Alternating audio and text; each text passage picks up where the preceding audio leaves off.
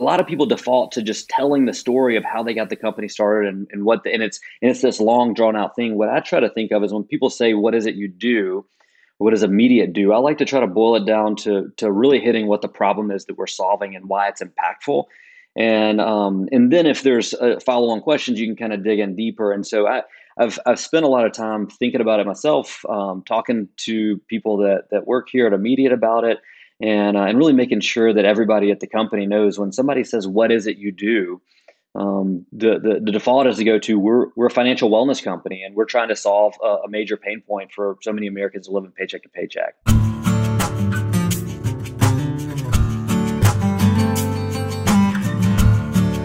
Hey, everybody, and welcome to the next episode of the Slow Smoke Business Podcast. I'm your host, Jarrod Morgan, and today we're joined by my new friend, Matt Pierce, who has a really cool startup here that's actually here in Alabama that we're going to talk about and learn the problem that they're solving. And while we're doing that, we're going to be grilling. I say grilling because this is going to be pretty quick. We are going to be using some smoke. A chicken breast that's nicely seasoned, and we're going to hit it with some Alabama white sauce when we're done. I got an Alabama guy, so why not do it Alabama style? Welcome, Matt. Thank you, Jarrod. Glad to be here. Those that are familiar with the show, this will be the first episode where I have ever grilled literally a single piece of meat, and let me confess as to why. During the pandemic, I got very spoiled with grocery delivery. And I ordered some chicken. I thought, I'm going to do some chicken this episode. And so I ordered all this chicken, and I'm going to put Instacart on blast. Come on, Instacart. And I know I should be ordering from Shipped. But I was going to say that, Jarrod. I'm surprised it's not shipped. Well, here's the chicken. Looks great. It's a single chicken breast because I got it wrong. Instacart had a great deal that my wife signed up for. And, maybe I need to come back to the hometown Shipped. After I've lost a couple of battles trying to hire developers to them, I thought, well, maybe I'll just go to the Instacart people. But so yeah, they showed up and I didn't have enough chicken, so I thought I guess I'm grilling a single chicken breast this week, which is pretty silly. So Matt, it's good to see you, man. I keep hearing about Immediate in the media. I think it's a cool business, a cool problem to solve. Why don't you tell everybody about Immediate and the problem that you guys are going after? Absolutely. I appreciate what you said there. We've been doing a lot and trying to get our name out there, and we've been growing like crazy. And to your point, it's something that's so needed. And so the really quick rundown on what Immediate does is we're a financial wellness platform. I like to tell people we're like a financial safety net. And the real genesis is that a lot of people have unexpected financial expenses that pop up in between paydays. And so what we do is we seamlessly connect to time tracking and payroll systems so employees can access their already earned pay in between paydays for either free to an Immediate card or a nominal transaction fee to their own card or their own bank account. And really what we're doing there is we're trying to give them, as I said, kind of that financial safety net, but also to keep them from turning to predatory title and payday loans or running up credit card debt, writing bad checks, things of that nature. And so we're having a lot of fun. We're impacting a lot of lives, and it's a mission-driven organization, which makes it even more fun to get up and go to work every day. Yeah, and I want to point out to we have a lot of listeners that are like early in their entrepreneurial thing. There's no truth that I've been drinking before we get started on this. So, but I want to point out, listen to the way Matt just pitched his business there. That was an excellent pitch because the average person, if you drop them into Immediate, might just say, oh, you get paid faster, right? But you correctly pointed out the benefits of keeping people away from credit card debt, keeping people away from predatory payday loans. That is like a masterclass right there, guys, on finding the way to position your business, because that's true. That is the net effect of what happens when you use a business like that. Jarrod, thanks for saying that. I practiced it a ton, but I also feel like a lot of the times people ask specifically for an elevator pitch, right? Or you ask somebody to introduce their business, and I think what a lot of entrepreneurs do is they default to telling their story, right? Yeah. What you didn't hear me say was, well, 4 years ago I was doing this and this. Now we may get into that, right? And we got some time to chat here. Sure. But a lot of people default to just telling the story of how they got the company started and it's this long drawn out thing. What I try to think of is when people say, "What is it you do?" What does immediate do? I like to try to boil it down to really hitting what the problem is that we're solving and why it's impactful. And then if there's follow on questions, you can kind of dig in deeper. And so I've spent a lot of time thinking about it myself, talking to people that work here at Immediate about it, and really making sure that everybody at the company knows when somebody says, "What is it you do?" The default is to go to we're a financial wellness company and we're trying to solve a major pain point for so many Americans living paycheck to paycheck. Yeah, and you get people that are, I guess, product oriented, or if you have a product person try to explain that, and they're going to go, okay, so we made this button, right? And Right. when you click that button, you get these four menu options, and you get, and like that, I mean, you get super specific about what it does, but you're not actually. I think people care about why do I use it, right? Right. That's what actually makes people want to buy something is why do I want to do that? Well, it solves this problem, right? And I think that's good. Now, how long have you guys been at this? We're a little north of 4 years since I started ideating on it. And so I did have Wow. a previous startup that I was doing nights and weekends and really kind of fell into with a prospect, a conversation that I felt like we were missing a bigger opportunity. And so that was in September 2018. And we spent about a year kind of navigating the legal, regulatory, compliance hurdles that come with dealing with people's money, making sure that we weren't Yeah, I viewed bet. and regulated as a lender because that's obviously a big thing, and is costly if you've got to go get money transmitter licenses and things of that nature. So we spent a lot.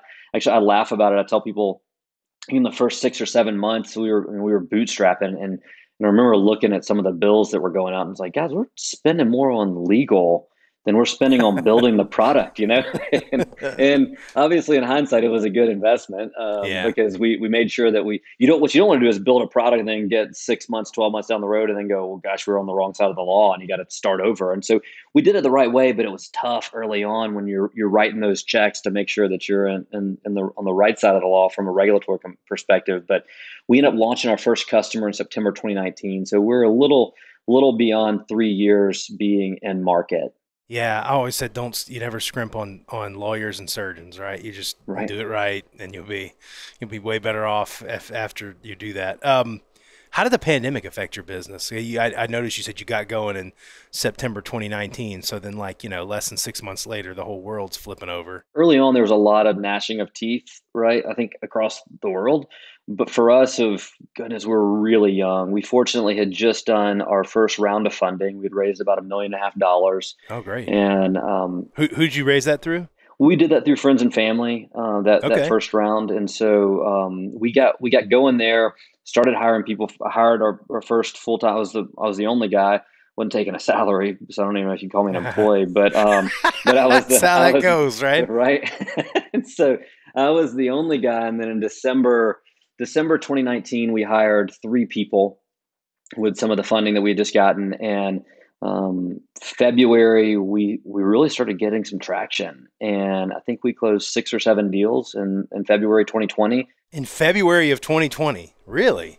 Was that was that just coincidental that it was just kind of catching on because it was a good idea, or was there something about the pandemic that drove that for people? It was right before the pandemic really hit. I mean, I think March 13th, March 14th, something like that was when we started quarantine. And so it was for us. It was we were going out and pushing hard. One, it was like I said, just me, and the people we hired were ready to do implementations and support. And so I'm kind of sitting here going, all right, I just hired a couple people to take care of customers. And at that point, I think when we raised our first round of funding, we had four customers, and I was like, I've got to get to work, right? And I was just working round the clock.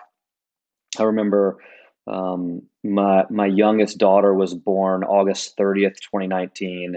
And so I was, fortunately, or unfortunately, depending on where you sit, I was up most hours of the night trying to take care of her, right? Every couple of hours. And so my wife and I kind of devised this plan of where I would stay up until about 2 for that last feeding, and then I would go down, and then she would get up at the 5 or 5:30 feeding. And so what it did was it gave me time when I did the 11 o'clock from 11 to 2, I was just hustling and I was sending out sales emails and I was finding, all the prospects I could and doing everything I could. And so a lot of that started to pay off in February.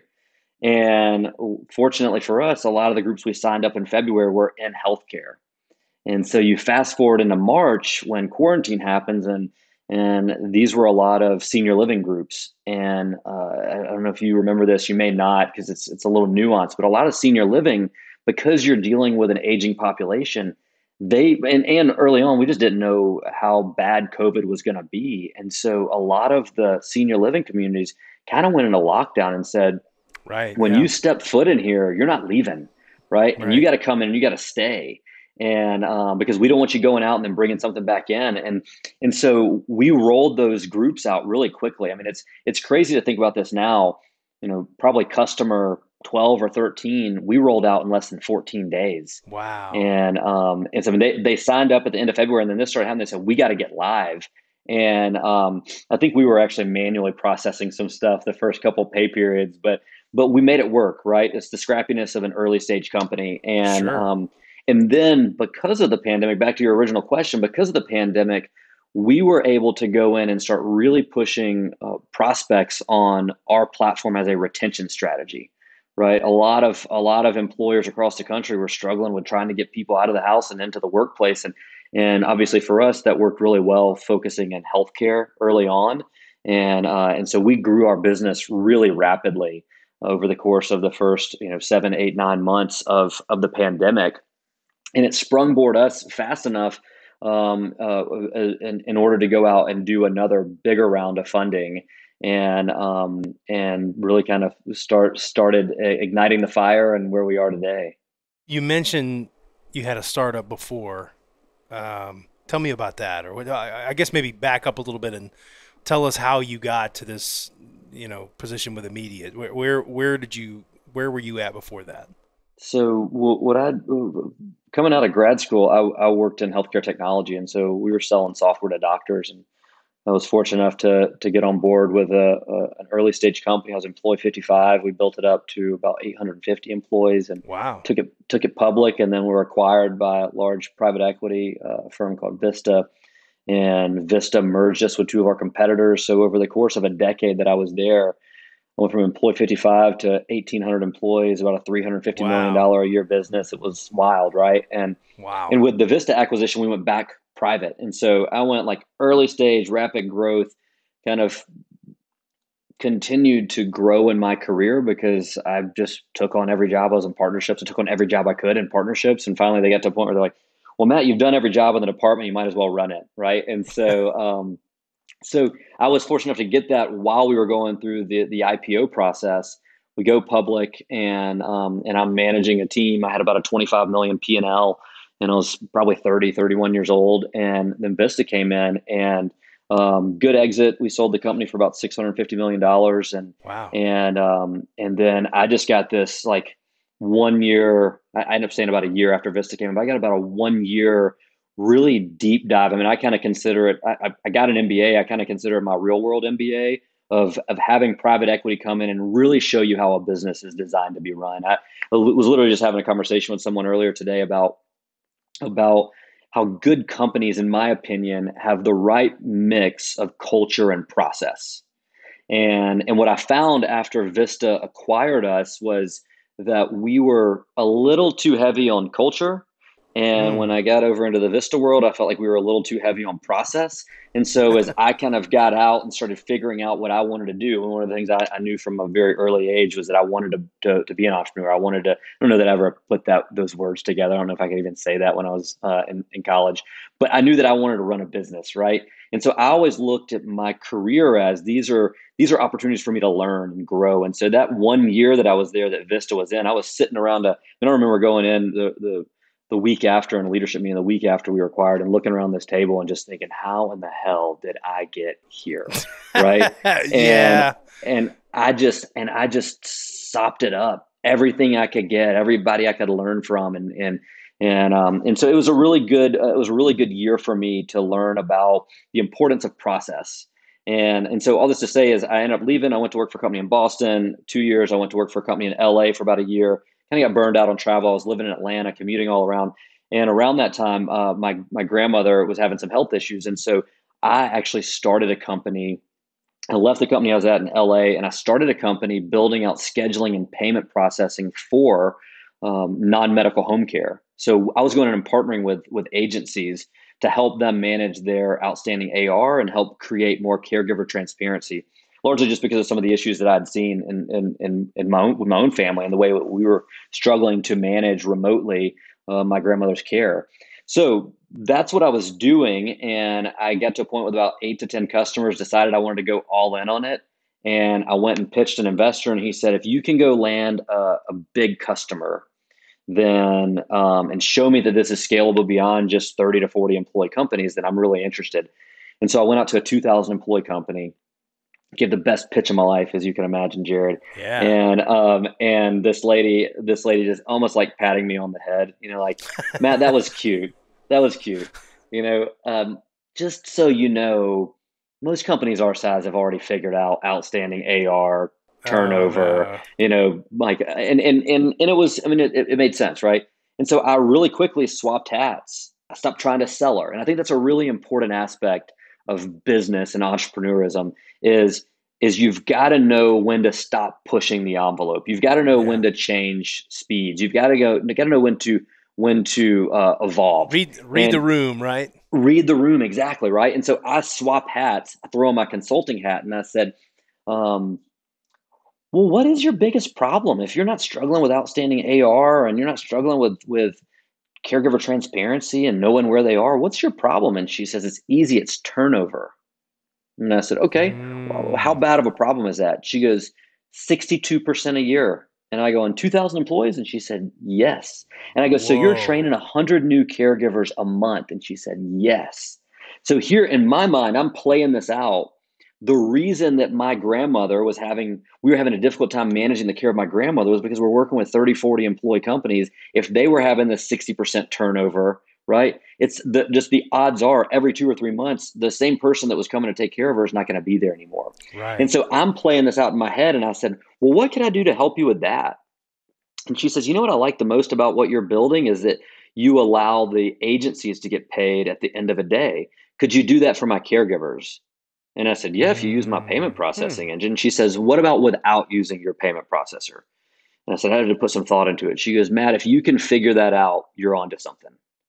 And so I left, Wow. and I went and I had a conversation with a mentor of mine a couple of days later, and I told him that same conversation, the same story I just told you, and he goes, "Hey, Google how many people live paycheck to paycheck in the U.S.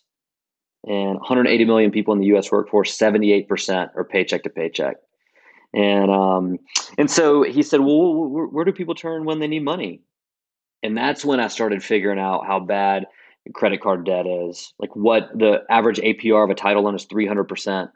Average payday loan APR is 391%, which essentially means, I mean, just to boil it down, it essentially means if you borrow $100 from a payday lender and it takes you a year to pay them back, you have to pay back your $100 in principal and $391 in fees, right? Yeah. And so it's crazy. And just, really transparently, I'd never dealt with any of that stuff. Never carried a credit card balance in my life. I came out of college with a job. I made decent money. I always spent less than I made. And so I didn't know that this was such a big issue. And it was kind of like a smack in the face of, one, like, how naive can you be, Matt? Like you should be more aware of the world around you, but also, hey, Matt, there's a huge need, and somebody needs to fix this. And so that was kind of the genesis of this opportunity for us to go out and figure out a way, and I alluded to it earlier, but figure out a way to connect to existing systems so we can give people a responsible alternative to those predators when they find themselves in a financial bind. Would you say that's the hardest part of your business is working with a lot of different systems? Early on, I would say yes. Today, we're integrated with about 65 different time tracking and payroll systems. We made the decision early on. We looked at opportunities to go partner with companies that just go in and do screen scrapes, and you got to pay every time you run reports from those groups. So there's companies out there who do that, And some people want to use those. That's great. We felt like some of the IP that we could build as an organization would be to go build these integrations. Yeah. And I was fortunate enough to have some connections with people who have built integrations at other companies and in the healthcare technology world, which is not easy to do, as you can imagine when you're dealing with PHI. And so when we went out there and we started building this, and now we've got 65 time tracking and payroll integrations. If my CTO is here, he may kick me under the table and go, "It's still pretty tough." But I feel like we've kind of cracked the code on that, right?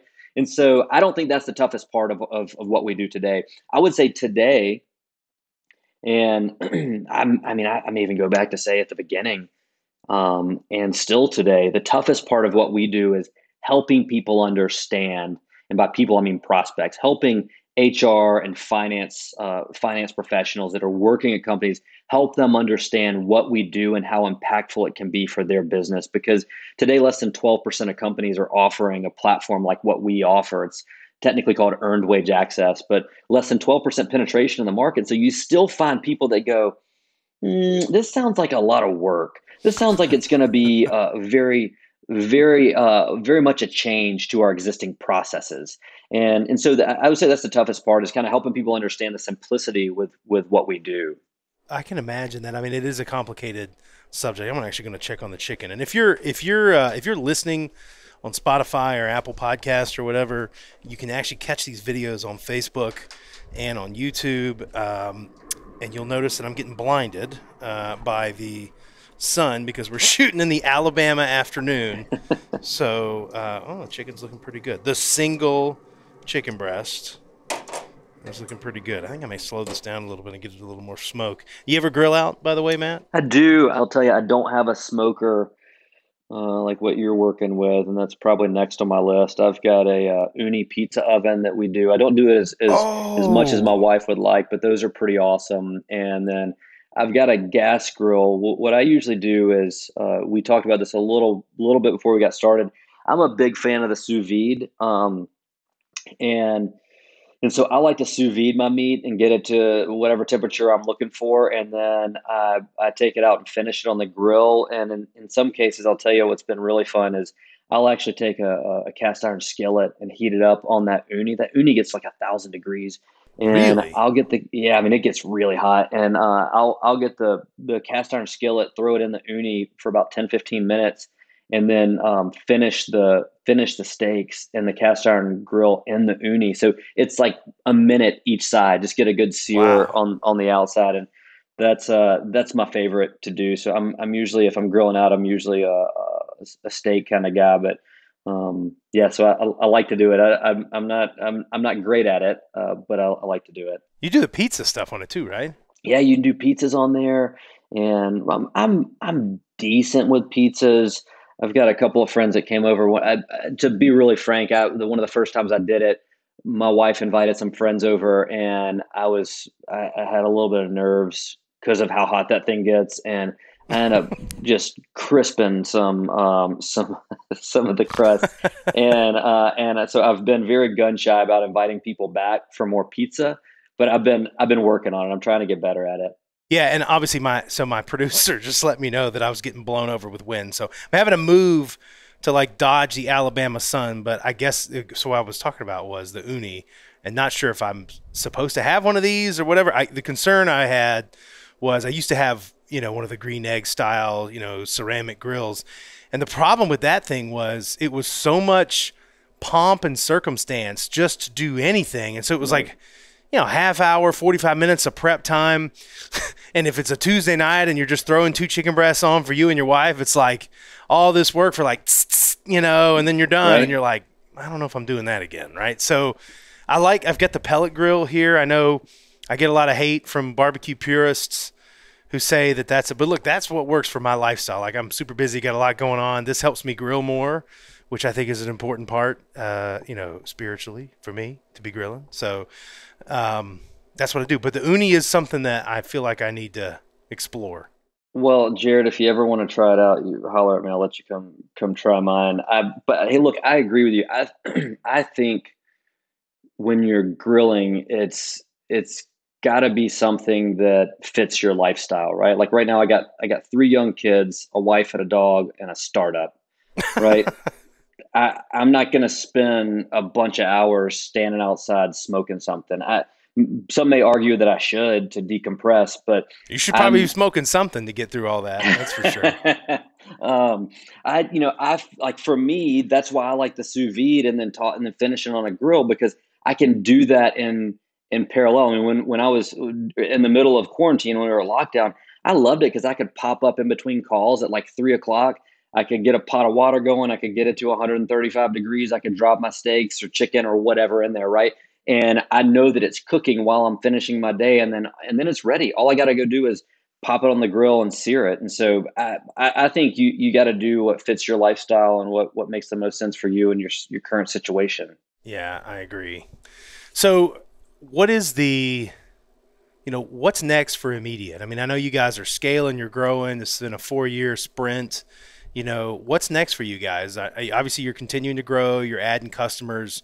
Are you guys going to go lateral? Are you going to stick to your niche? What are you guys going to do next? Next for immediate, we're to your point, we're still growing. We're up to a little over 50 employees now, which is awesome. We're over 300 customers, all 50 states. We've just been pouring gas on the fire, and so what we're looking at going into 2023. I'm actually, man, I'm really fired up about this. I'm going to try to not take us down a rabbit hole here. Is this breaking news? Are you about to break news? No, there's some news that's going to break soon, but I can't break it here yet. Whoa. But what I would go down a rabbit hole on is something that we've been doing as an organization. It ties back a little bit to what I talked about in the first company I was a part of. Early on in a business, a lot of times you're shooting from the hip, right? It's very subjective. We're on a podcast with two Alabama entrepreneurs, and we're grilling meat. So I'm going to use Yeah. the Southern analogy here. When we were getting started, we were hunting with a shotgun, right? Okay. And we would take any business. I mean, that's kind of the good and bad about what we do, right? Is the ubiquity of the need.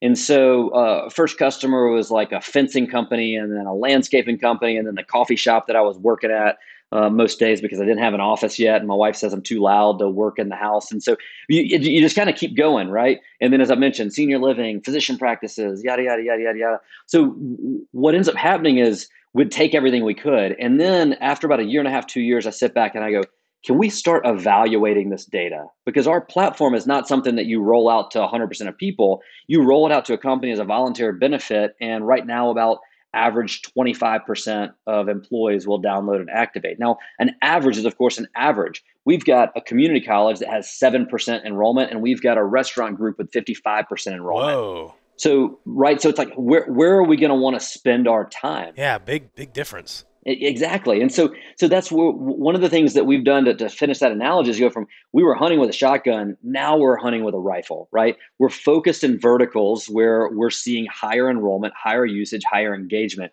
And so by doing that, it's allowing us to be more effective and efficient as a business and in our scale. And so the thing that I'm really fired up about is and we're filming this here late November. I don't know when it'll come out, but I assume by the time it's come out, we probably would have already done this. But middle of December, we're doing a company-wide all hands where we're bringing in. We've got about 35 to 40 on payroll. The rest are 1099s that are working with us in some capacity. But we're bringing 35 to 40 people to our headquarters in downtown Homewood, and we're clearing out the whole big room downstairs. We got 3 huge TVs, and we're spending a whole day department by department, spending about 30 to 45 minutes a piece talking about the impact that individual department has to the overall scheme and growth strategy going into 2023 for our company. And so what's really cool about it is we've got 4 years worth of data to support what we're doing and how we're going to evolve and change going into 2023. And so I'm super fired up about it because what's happening is it's this shift from subjectivity to objectivity, right? It's this shift from shooting from the hip, hunting with a shotgun, to hunting with a rifle, understanding objectives, managing people and teams to those objectives. And I feel like what's going to happen in 2023 is with those tighter processes and really giving people a strategic vision of where we're headed. I think 2023 is just going to be an incredible year of growth for Immediate. I mean, I can see it too. How old are you, by the way? Is that an inappropriate question to ask? I don't know. Can I? No, totally fine. I'm 41. 41. So obviously, super impressive guy. 41 years old, got this startup going, growing, making a bunch of noise, having success. What do you do to prepare for a new year? Because I know everybody that's doing something like you, right? That's as successful as you are. Um, Everybody kind of has their own little way that they attack a new year. So not actually talking about as CEO of Immediate or whatever, Hmm. but like Matt Pierce, the man, right? Yeah. What do you do to prepare for a new year and hit it head on? It's a lot of reflection. I think that the nice thing about the end of the year, having the holidays, is that you can hit pause for a couple of days. I was able to do it last week with Thanksgiving and spend some time with my family. I'm planning on doing it right around Christmas time and spend some time with my family, and then I'm usually in work in the week after Christmas, kind of really last final push, getting ready for going into January. But I take a lot of time to sit down and reflect on my personal areas of growth over the past year, and then making a strategic plan for myself as to what I'm going to need to do better going into the new year. I can tell you areas where I've slipped this year is like personal health. I'm not exercising as Mm, much as I need to, and I know that there's just a full psychological and physiological changes that come when you're regularly exercising, right? And if I look at last year, I can tell you last year wasn't as busy because we didn't have as many customers, didn't have as many people, we didn't have as much stuff going on, right? And so last year I was really good about 4 to 5 days a week exercising. And by exercise, I mean, 30 to 45 minutes of whether it's cardio or going for a long walk or weights, whatever it is. I haven't been as good this year. This year I've been kind of like a weekend warrior. And so I spent some time reflecting last week on that. Like, what are the things I'm going to do to get better about that going into the new year? Because I know that I operate better when I feel better, right? So to me, there's always this time of reflection of what's worked and not worked over the past 11 or 12 months. And then kind of looking out and looking into the new year, go, what are the things that I want to prioritize? And obviously for me, it's my family and my business. I think, I mean, there's a lot to be said for just people and the phase of life that I'm in your 30s and 40s, and you got kids and you got work and you got all these things, and there's not as much time for friendship, but I think there's a lot of outside of that, right? But I think there's a lot of value that you find in having a good support system. I'm fortunate enough to have a group of guys that I'm pretty close with that we take time to carve out and be together and be guys and learn and hold each other accountable. I think that's a really important aspect of it. So when I think about next year, I go, all right, how am I going to make sure that I'm still carving out time for those friendships that are going to build me up? yeah. Guys that don't care that I'm a CEO of a company, right? I mean, literally, there a group text a couple of days ago. There was some news went out about me, good professionally, and these guys like send it, and then they're busting my chops over it. Like how much did you pay for this? Stuff like that's Yeah, the kind of stuff you that, need that, right? right? You need it, but then I also know that I need to invest in time with my wife, and taking time for the two of us to go and not have time, not be around the kids, and have time to invest in each other. But then also to have time where we do invest in the kids and spending time with them. I've got three girls. I love my one-on-one time with each one of my girls. They're Yeah. just such awesome kids. I know everybody says that, but mine really are. And I just love spending time with them. And I have to carve that out. And so I know I hear this thing sometimes when people are like, well, what do you make time for? I think there's an argument to be said, well, like, well, you make time for the things that are important to you and their priorities. And I think the way that you do that is by kind of building a plan and building a strategy around it. And so it doesn't feel like you're carving out time or you're making time. It's just part of what you're going to do in the new year. And so for me, it's really about making sure I've got time for my wife, my time for my kids, my time for my friends, and then my time for myself, which is investing in my health and making sure that I'm doing well physically and mentally. I think the whole, when people say I don't have time for something, right? I just think that's bullshit, Yeah. right? No matter what you're saying, everybody has the same amount of hours in the day. Right. Elon Musk and Beyonce have the same amount of hours in the day as Matt Pierce and Jared Morgan. Right. And so you have to choose. You have to choose. It's choices. It's not, I don't have, it's choices. And I know, okay, somebody's going to throw at me like extreme situations. And yeah, there's going to be extreme situations. But most of the time, right, you find people that even in extreme situations, they're able to make a choice with their, if you don't have like some serious home situation or whatever, and you're just saying, what did I, like you pointed out earlier, you've got, you're going to focus on your health a little more. Well, that's a choice, right? And Right. you were making choices before.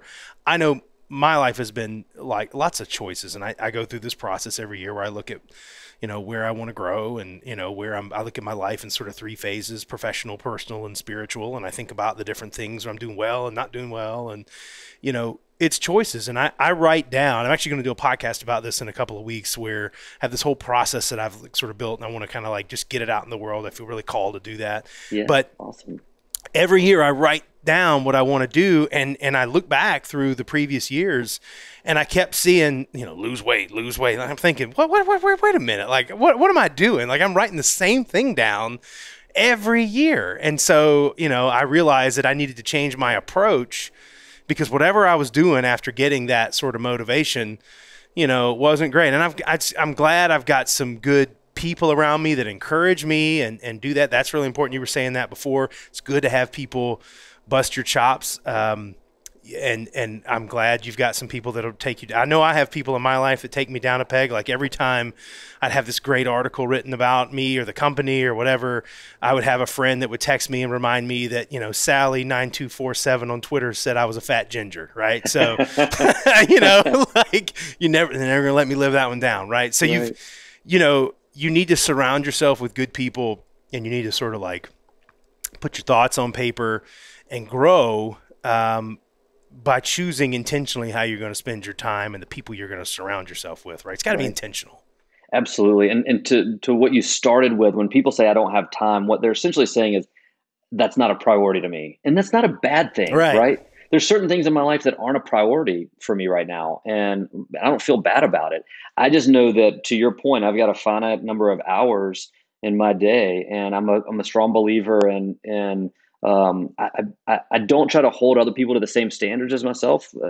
Obviously, I don't think anybody should. You should hold yourself to the standards that you hold yourself to, and like really push hard.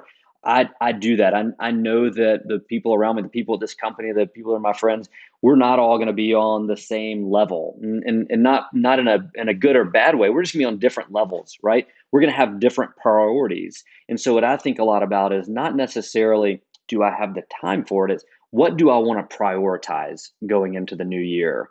And so I think when you really take a step back and say, well, if I'm fast forwarding to the end of next year, where do I want to be? Well, what is it that I need to do to get there? And how am I going to prioritize those things? And so if I look at it and say, well, I want to be healthier, great, then I know I need to get back into working out 4 or 5 days a week. And I want my marriage to be stronger. Then I know I need to invest in more regular date nights and a couple of trips next year where it's just me and my bride. And I want my kids to know that their dad loves them and know that he's always there for them. And so I'm gonna make sure that I prioritize that time with them one on one, so I can invest in them. And so I just think that those are things that when you look at it and when you sit down and you're mapping out the new year, you're thinking about the new year, it really comes down to like, what do I really want to prioritize? Yeah. It goes that way with money too, right? I say people, well, I 100%. can't afford something.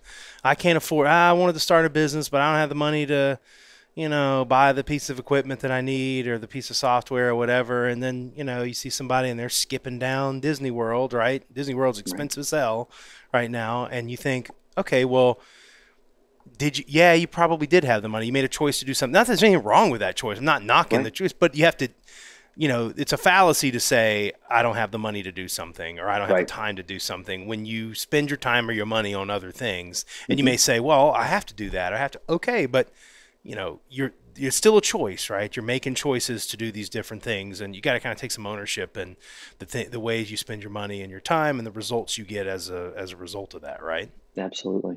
So I've had to spin around again. Producer informed me that now that the sun's down, I turned into a shadow. The joys and the challenges of grilling and podcasting outside. By the way, I have not been able to find or interact with anyone who regularly podcasts outdoors. And so this is all breaking new ground. if you go back to the first like 5 episodes or 6 episodes of this show, really probably episodes like 4 through 8, man, it was a disaster. Like I was in the Alabama sun with no shade, and so it was like I'm sweating, and then my laptop overheats, and I'm like, oh, the episode's like super disjointed because I have to move into the shade, and like, yeah, we're figuring this out. But so the last thing I want to ask is, you've been on a pretty incredible journey, Matt. You've got a bunch of good stuff going on. If you were talking to somebody that was afraid to take the leap, right? Was afraid to jump and get into entrepreneurship, what would you tell them to kind of say, these are the things you need to be thinking about if you actually want to go do this? It's an interesting question because I actually, in some cases, if I'm talking to somebody one on one and they say I'm thinking about starting a company, depending on how well I know the person, I'm going to give them a different answer, right? If I know the person pretty well and they tell me they're going to do this, a lot of times what I tell them is I say, hey, don't do it. And they'll kind of go, don't do it. What are you talking about? And I'll say, don't do it. It's going to be a really hard road. It's going to be really tough. It's going to be difficult. And there's going to be a lot of sleepless nights. There's going to be a lot of early mornings, a lot of times where you're really scratching your head and you think you made the wrong decision. So just save yourself the effort. Don't do it. Just get a job. Be happy. And I do that if I know them well, because if they're serious about this, they're going to tell me I'm wrong.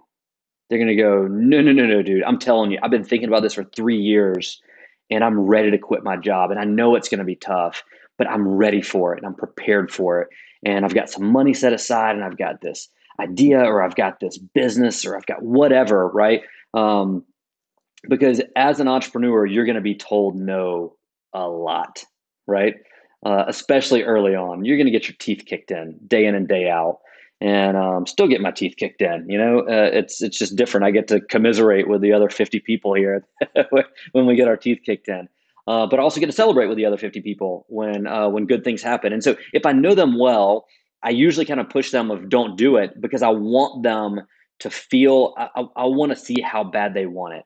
So then if they say, no, I'm serious about this, I really want to do it. That's when I sit down and go, look, here's the deal. It's going to be hard.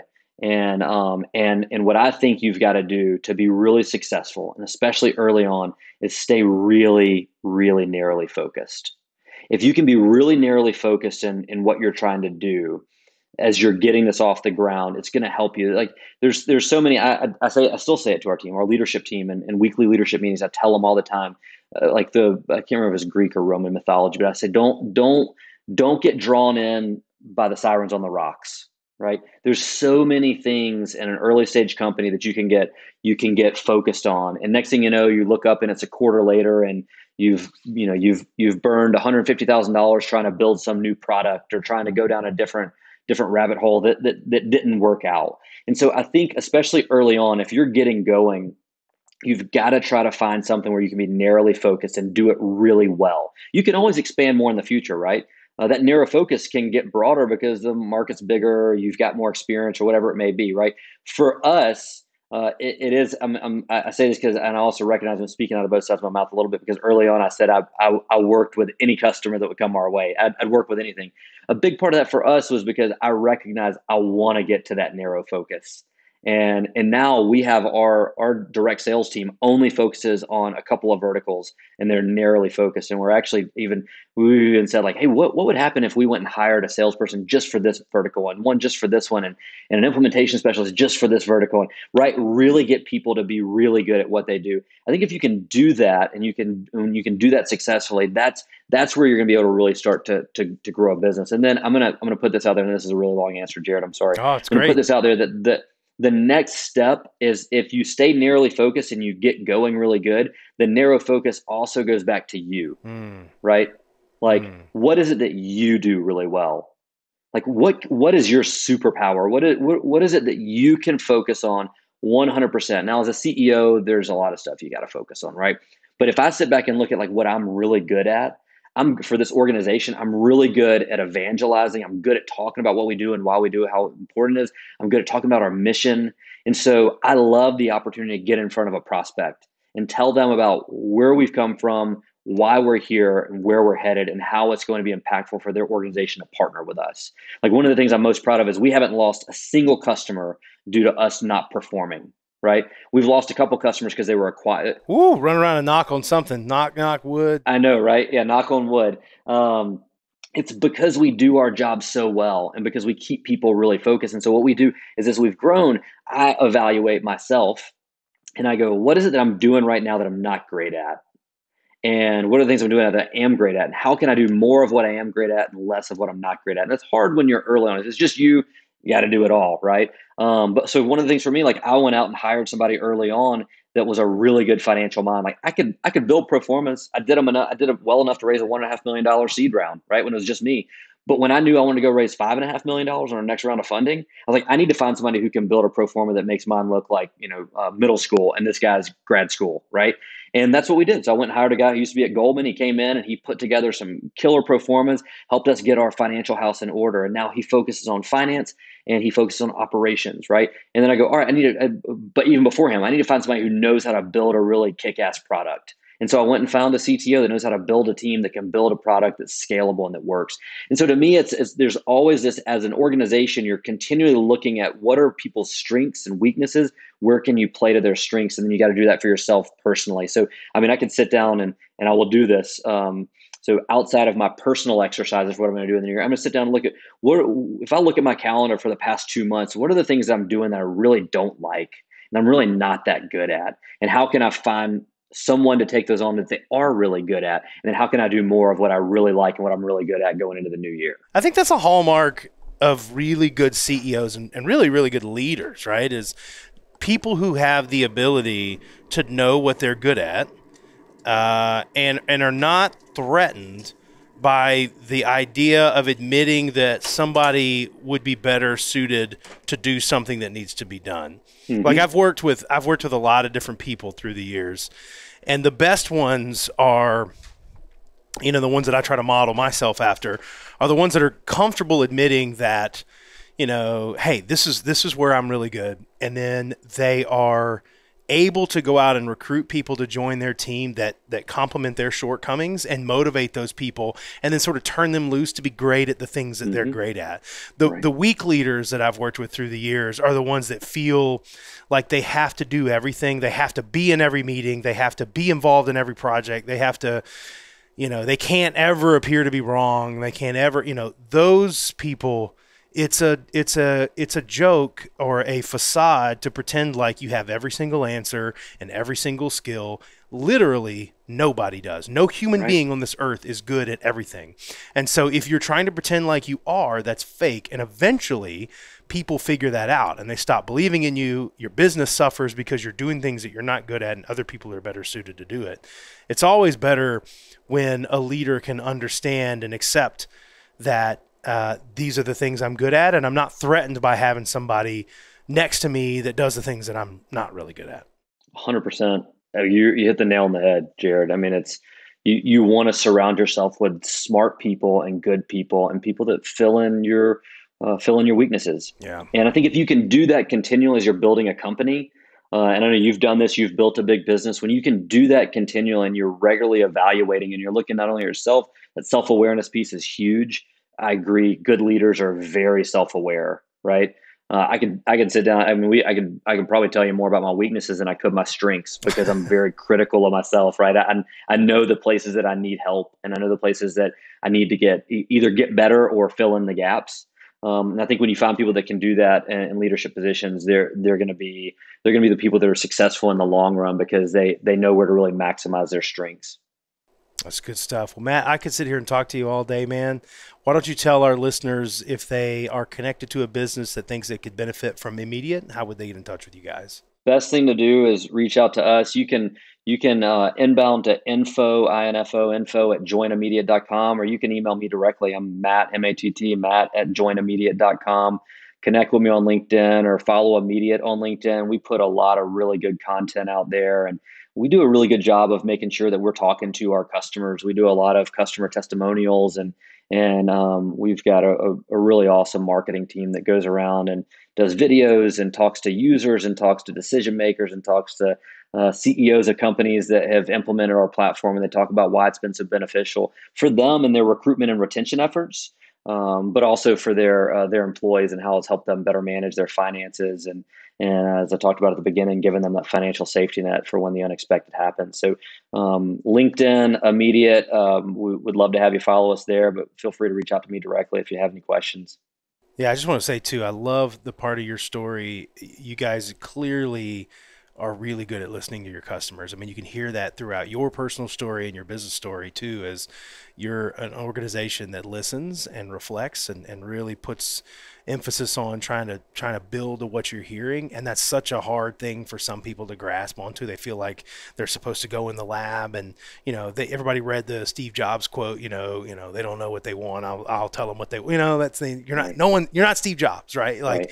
you listen to your customers and you build something to solve their problems, and look what happens. You got a great growing business because you're really good at that. So congratulations to you guys. Matt, it was a huge pleasure to have you on the show, and we'll hope we can have you back soon.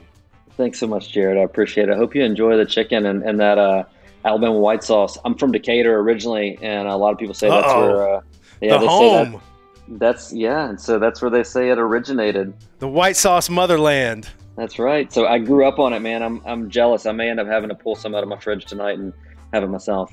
I love it. All right, buddy, we'll have you on here again soon. Thanks a lot. Cool. Thanks, Jarrod.